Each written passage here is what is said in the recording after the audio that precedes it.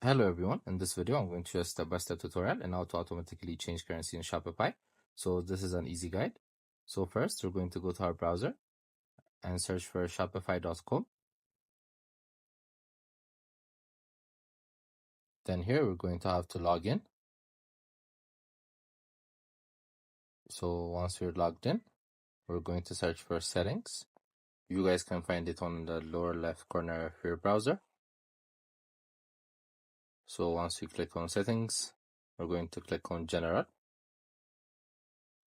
Then as you can see on the currency display, you guys can click on it. Then click on change store currency. Then now you guys could choose any currency you want. So depending on the currency you want, you can click on it, then click on save.